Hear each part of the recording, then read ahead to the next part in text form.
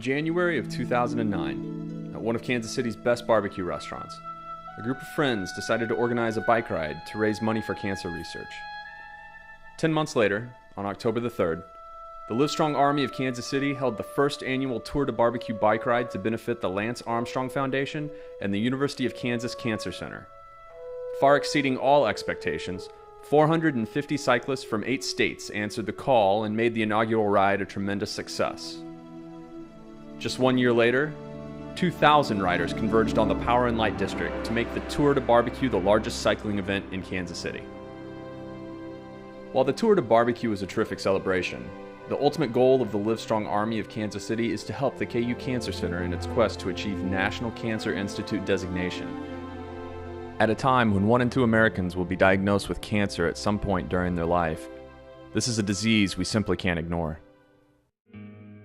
We've got a very close group of friends, and we had one of our friends, Jerry, was battling cervical cancer at the time, and it was metastatic at the time that we were preparing for the Tour de Barbecue last year. So that's how we got involved initially.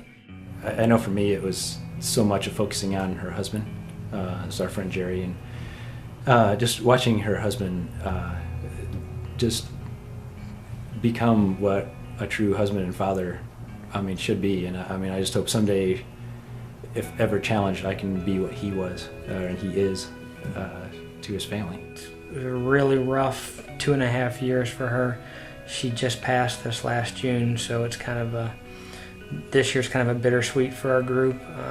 Last year we rode in honor of Jerry. She was there at the finish line, which was just awesome to see her there.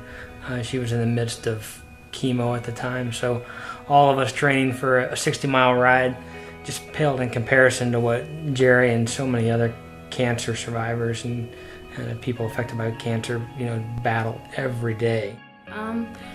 I can't really remember a time in my life when I didn't know what cancer was. My grandma was first diagnosed when I was 5, and she, over the course of 20 years, had probably 4 or 5 diagnoses, and then she was the strongest person that I've ever met. And then after she passed, I had an uncle and a good family friend that passed away as well as an aunt. And then this last year I've had 1 more aunt and 2 more uncles that have passed away from cancer as well. So it's definitely, I think being a part of this is almost a way of coping and dealing with getting through all that too has helped tremendously. So I've seemed to have always been affected by cancer. I lost my grandmother when I was 18 to cancer, and I lost my mom when I was 32 to cancer. And it doesn't matter what age you are, you're always too young to lose your mom. You could be 82 and your mom could be 100 and you're still too young.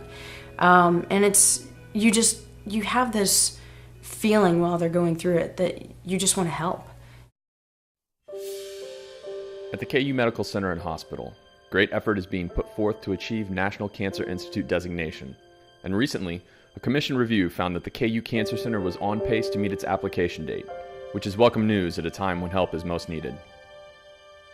I get phone calls every week from friends, acquaintances, business associates, relatives, you name it, who have been recently diagnosed with cancer. And they're looking for a safe harbor and a recommendation on what they can do to have the best chance to beat this disease. So, we are constantly reminded of the need to bring an NCI-designated cancer center here. It's unrelenting. It never stops. What we're doing cannot be done by 13 people or 50 people or even 100 people. It's going to take literally every single person in Kansas City giving $5, sending a note to their elected official, driving their friend who has to go get chemo treatment. It's going to be everybody doing their part to fight cancer. Well, I think, one of the most important things for people to realize is that cancer is a solvable problem.